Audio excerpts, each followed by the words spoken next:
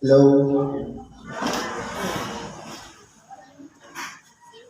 isang pagpalang hapon sa bawat isa sa atin. Dito po tayo sa pagpapatuloy ng gawain sa makatuwid bagay ng ikalawang bahagi, ang pagtalakay ng tinatawag na salita ng Diyos. Ngayon po, meron tayong ditong sitas. Ang una, ayon sa unang sulat ni Apostol Pablo sa mga taga-Corinto, sa Kapitulo 5, versikulo 1 hanggang sa 13. Ang sabi po ay ganito: sa kasalukuyan, nababalita na sa inyo'y may pakikiapid. At ang ganyang pakikiapid ay wala kahit sa mga hintil, na isa sa inyo'y nag-aari ng asawa ng kanyang ama. Ito po ay ipinasulat ni Apostol Pablo sa mga taga-Corinto. Dahil po, kumbaga, dapat sana yung magulang respeto. Halimbawa, yung ama, kung ano ang respeto ng anak sa kanyang ama, ganun din sa asawa ng kanyang ama. Bagay ito man ay magulang o pangalawang magulang. Halimbawa, yung ama ay nag-asawa sa ikalawa dahil nabauna, kinakailangan po may pagre-respeto. Pero kung halimbawa, yung anak nagkaroon ng kaugnayan doon sa asawa ng kanyang ama, sa makatuwid bagay yung kanyang madrasa, yun po yung pagkakasala na pakikiapid o pakikiagaw. Dahil kinakailangan po ano ang turing sa magulang o ama na bilang magulang. Dapat po kahit mas bata kayong naging asawa ng kanyang ama, sa ikalawang pagkakataon, kahit na edad niya yan, kinakailangan niya ituring din pangalawang ina. Ngayon, kung halimbawa, pinupusuhan mo yung dahil bata pa, pinupusuhan ng anak yung pangalawang asawa ng kanyang ama o kanyang madrasta, nagkakasala na yun ng pakikiapid. Kumbaga, sa halip na silang dalawa lang ang may ugnayan, yung ama at yung madrasta niya, makikiagaw pa siya. Kaya yun po, nagsulat si Apostol Pablo dahil yun ang ginagawa ng mga taga-Corinto. At kayo'y mga mapagpalalo at hindi kayo magpus ng alumbay upang maalis sa gitna ninyo ang ginagawa ng gawang ito. Dito naman po sa mapagpalalo, ito naman po yung kahit na halimbawa sa sarili, nag-aangat ng sariling bangko o nagpo-promote ng sarili o nagmamalaki, kapag hindi po na-control ang ego o yung nandiriyan sa ulo, nakatakasan, ang kalalabasan po niyan magiging mapagpalalo. Ibig sabihin, parang ang tingin niya sa sarili, siya na ang pinakamagaling. Siya na ang pinakamarunong, siya na ang maraming nalalaman, kaya tinatawag na mapagpalalo. Ibig sabihin, para hindi maging mapagpalalo, mayroon pong limitasyon ang kalagayan na dapat huwag humingi doon sa bagay ayon sa kasukatan ng kanyang kakayaan. Kung mga halimbawa, ang tungkulin, halimbawa, miyembro Ngayon, kung hihigitan niya ba ang namumuno o pangulo, ibig sabihin, pagpapalalo ng tao ko. Kaya yun po ay sampol. Kaya po, itinuturo dito yung pagpapakumbaba. Sapagkat ako sa katotohanan, bagamat wala sa harapan ninyo sa katawan, ngunit ako'y nasa harapan ninyo sa Espiritu, aking nga inaatulan na ang gumagawa ng mga bagay nito ay tulad sa ako'y naharap. Dito po, pinapaliwanag ni Apostol Pablo na bagamat siya'y nasa bilangguan, sa katotohanan nagsasalita siya. Na bagamat hindi man sila magkita ng mukhaan, ay kaparihas din ng mukhaan. Kaya nga siya'y nagpapahalaga sa mga taga-Korinto upang sa ganun, yung mga taga-Korinto magbago ng kanilang mga ginagawa. Sapagkat, bagamat wala si Apostol Pablo doon sa bayan ng Korinto, pero natatalos dahil sa kaloob ng Espiritu Santo na sumasa kanya ang kalooban ng mga taong nasa Korinto. Kaya ipinatatalastas ni Apostol Pablo sa pamamagitan ng kanyang mga sulat. Hindi naging balaki kung siya may naging bilanggo, kung siya man ay nakapangaw o nakakadena o tali-kala. Hindi po naging balaki sapagkat ang salita ng Diyos ay hindi po nakatani-kalaan. Ibig sabihin, ipapahayag pa rin ang pangaral o ibanghilyo sa lahat kapag hindi naman po maaaring pigilan kung yun ang kalooban ng Diyos na ipahayag ang ibanghilyo.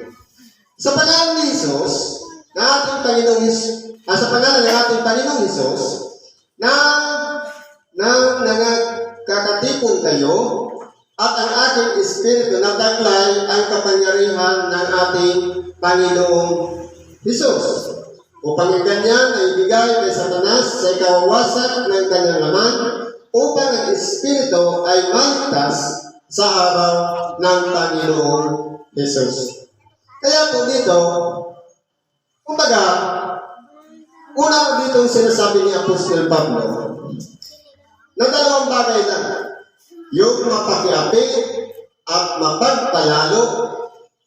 Kapag, halimbawa, sa mga pagkakatipo natin, dahil tayo nasa kapangyarihan ng ating dakilang Panginoong Jesucristo, ay hindi po marapat na makihalubilo sa atin ang mga katulad ng ginagawa ito. Sapagkat tunay nga po, kumbaga, sentensyado na. Ibigay kay Satanas sa ikawawasak ng kanyang laman. Kumbaga, pinababayaan na. Kaya nga ang nangyayari, minsan tinitiwalag o kaya tinatanggal sa iglesia para hindi na makahawa pa. Kaya kumbaga, pinaubaya na kay Satanas. Hindi mabuti ang inyong pagmamapuri. Hindi ba ninyo nalalaman na ang kaunting libadura ay nagpapakumbo ng buong limpak? Alisin ninyo ang lumang libadura upang kayo'y maging bagong limpak na tulad sa kayo'y walang libadura sapagkat ang kordero ng ating Pasko ay naihain na sa makatuwid bagay si Kristo. Ano po ba yung libadura? Ang libadura yung aral o turo. Dahil po, pagkaminsan, dahil sa sinabi ng ating bibig, kapag iyan po ay ikapapangamak ng kapwa, o kaya ikatitisod ng kapwa, o kaya anumang bagay na, kumbaga, pagmumulan para yung isang limpak ng harina, kapag nilag o yung trigo, kapag nilagyan mo yan ng libadura, napapaumbok. Kumbaga, dahil sa sinabi ng isa, naniwala na lahat.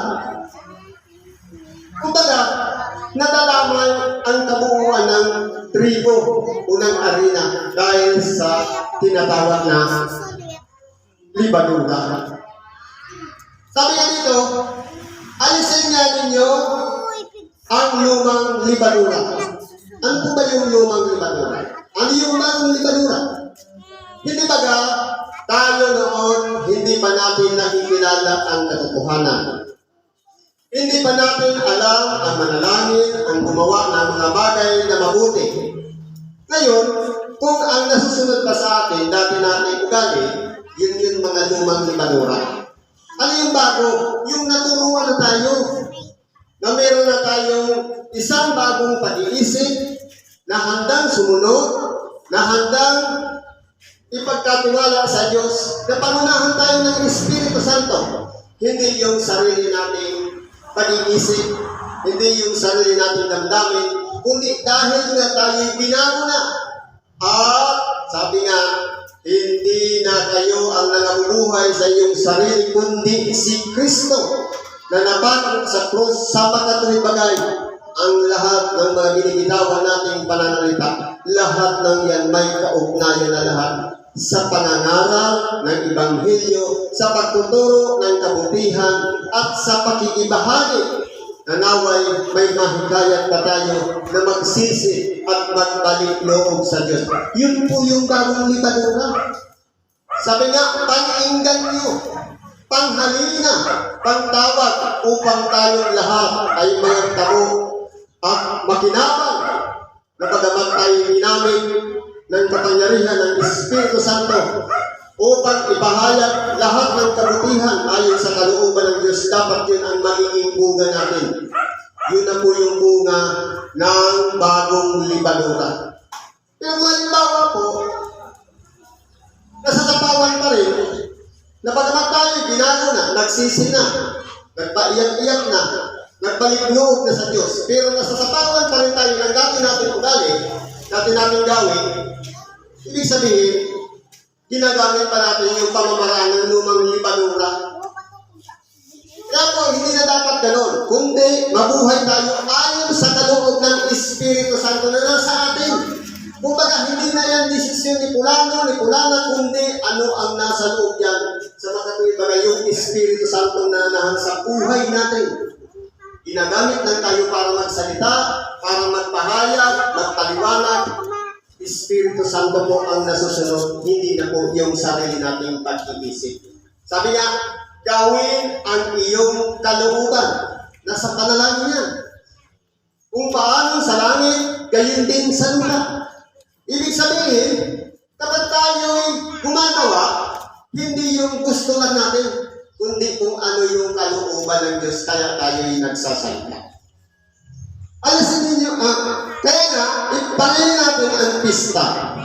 Hindi sa lumang libanura, ni sa libanura na ng masamang akala at ng kasamaan, kundi sa tinapay na walang libanura, ng pagtatapat at katotohanan. Dapat po nandito na tayo.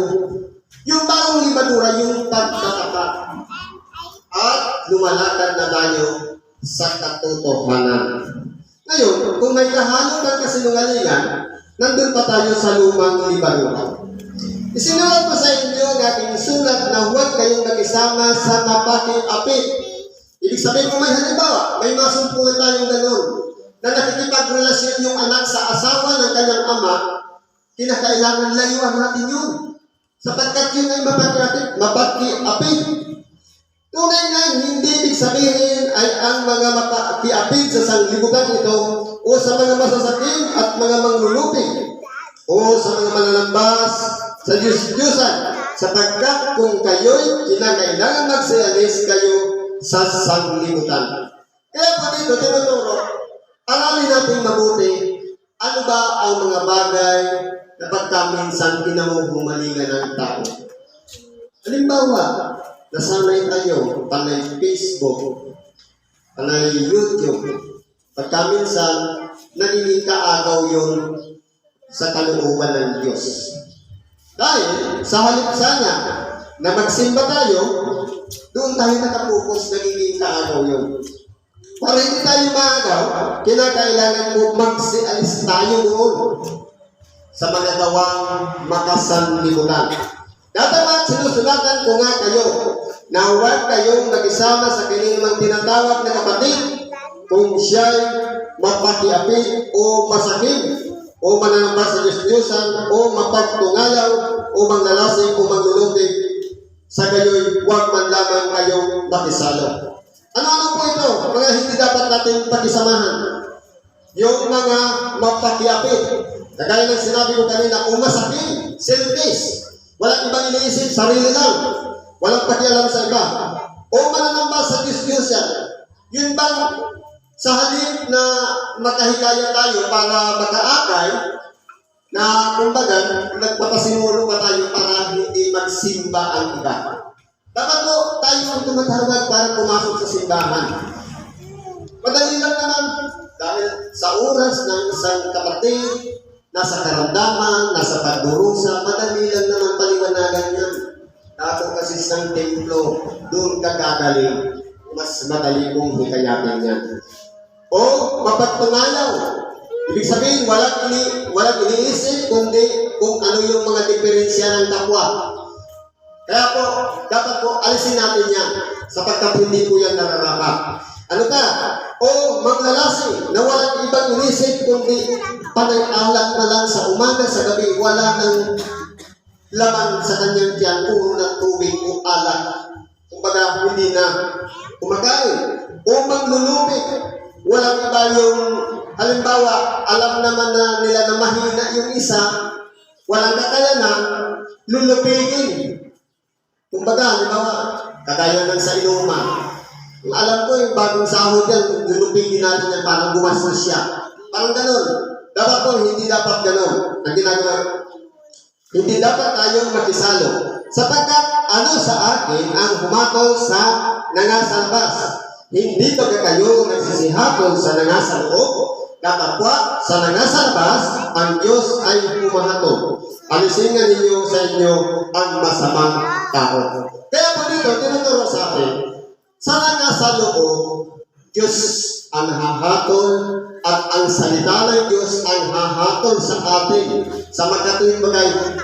Dahil yung aral na mga tinanggap natin na pumasok sa ating tainga, dumiretso sa puso natin, doon po pagbabatayan ang paghatol sa atin. Pero yung nasa labas, halimbawa hindi naman palasik pa, hindi naman dumadako ng templo, hindi naman nananalangin, wala po tayong pakialam sa kanila. Diyos po ang hahatol sa kanila. Kaya po, ang paghatol po kasi, yung bang nakita lang natin na may bisyo, nakita lang natin na ng babae o kaya kung ano nang ginagawa, hinuskahan na natin. Kumbaga, sasabihin na natin, wala kang kuwang sa Diyos. Hindi dapat ganun. Ipanalangin na natin sila baka sakali magbago ang kanyang pag-iisip at mabuksan at sila'y magsisi at magbalik loob sa Diyos. Siguro ganyan lang, pagkibagi natin sa oras na ito. Salamat po at pagkakaroon tayo ng Diyos. Ano man ang ating mga kahilingan na idulog natin lahat dyan sa Diyos, sa nalang ni Kristo Jesus, at tatanggapin natin ang kaloob mula sa bunga ng Espiritu. Salamat at pagpalain tayo ng Diyos.